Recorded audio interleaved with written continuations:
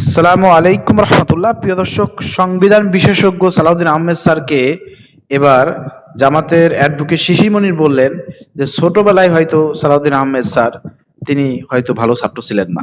প্রিয় দর্শক, কেন এই কথা বললেন এর পিছনের কিন্তু অনেক কারণ আছে। প্রিয় দর্শক, চলেন অ্যাডভোকেট শিশির মনিরের কাছ থেকে শুনে আসি কেন সালাউদ্দিন আহমেদ স্যারকে তিনি এই কথা বললেন। একজন রাষ্ট্রপতির নীতি কতগুলা, কি নীতি, কোন নীতি কেউ জানে না তো।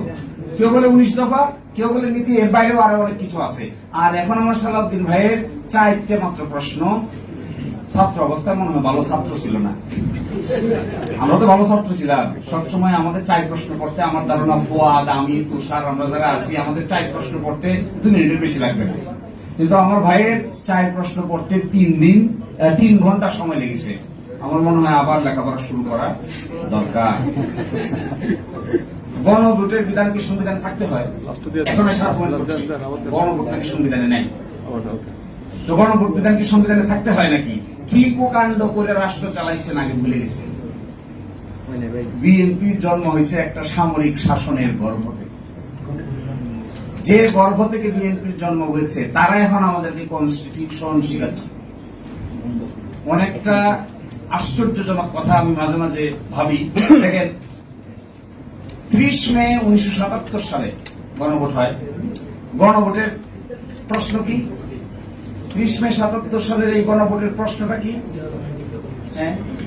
প্রশ্নটা হলো রাষ্ট্রপতি major general Ziaur Rahman BU এবং তাহার অনুসৃত নীতি ও কর্মপন্থার প্রতি আপনার আস্থা আছে কি? হ্যাঁ অথবা না বলুন। প্রিয় দর্শক, আপনারা শুনলেন, ভালো লাগলে শেয়ার করে দেন। সংসদের ভিতরে গুজামিল বক্তব্য দিয়ে সালাউদ্দিন আহমেদ স্যার কিন্তু ইতিমধ্যে ভাইরাল। গুজামিল বক্তব্য, সংবিধানের এ ও সেই বিভিন্ন রকমের, মানে সালাউদ্দিন আহমেদ স্যারের বক্তব্য হয়তো ভালো লাগে না এখন শুনতে, কারণ উনি সব অপব্যাখ্যা করেন।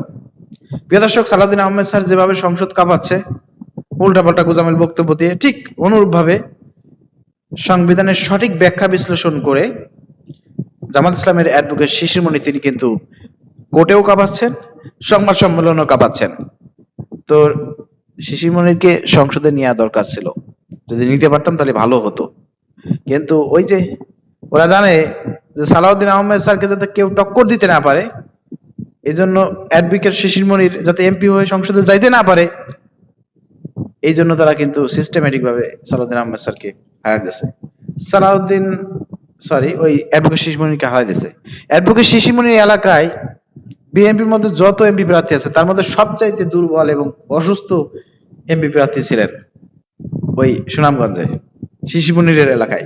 সেখানে জনগণের পছন্দ শিশির মনির হইল না, সেই লোককে পছন্দ করলো। মানে মানুষ অবাক হয়ে গেছে যে ওইখানে আসলে কি মানুষ বসবাস করে না, ওই যার কি আসলে মানুষ, ওখানে কি মানুষ বসবাস করে নাকি ভিন্ন গ্রহ থেকে কোনো প্রাণী বসবাস করে, যে অ্যাডভোকেট শিশির মনিরের মতো সারা বাংলাদেশে বিখ্যাত আইনজীবী, তাকে বাদ দিয়ে তারা ওইরকম একটা অসুস্থ লোক চলাফেরা করতে পারে না, নিজে যে হুইল চেয়ারে চলাফেরা করে তাকে ভোট দিয়ে এমপি বানালো। তো মানুষ আসলে সন্দেহ প্রকাশ করেছে যে অ্যাডভোকেট শিশির মনিরের এলাকায় আসলে মানুষ বসবাস করে নাকি ভিন্ন গ্রহের কোনো ফেরেশতা বসবাস করে, আসলে সেটা নিয়ে সন্দেহ প্রকাশ করছে। মানে আশ্চর্য হয়ে গেছে মানুষ যে ওখানে মানুষের আসলে কি বিবেক বুদ্ধি আছে নাকি সব কুত্তাই খাই বলছে। যাই হোক, কিছু বলবো না। আসলে জুলাই নিয়ে যেভাবে বিএনপি তালবাহানা করতেছে, এর পরিণতি বিএনপির ভালো হবে না। তারা নিজেদের পতন ডেকে আনতেছে, এটা সোজা কথা। মনে নাই 95 কথা, জামাত ইসলাম আপনাদেরকে ঘাত ধরে ক্ষমতা থেকে নামাইছিল আন্দোলন করে, ভুলে গেছেন? তো বিএনপির ইতিহাস হচ্ছে বেইমানির ইতিহাস। তো এই বেইমানি তারা করবেই, আবার ঘাট ধরে যখন তাদেরকে ক্ষমতা থেকে নামাবে না জামাত আন্দোলন করে, তখন ওদের বুঝ আসবে না, তার আগে হুশ ফিরবেন না আমার মনে হয়। এই জন্য ভালোই আগে থেকে হুশ ফিরান, না হলে কিন্তু গদি থাকবে না। যে যেখান থেকে আইছিলেন সেখানে কিন্তু ফিরে যাওয়া লাগবে না।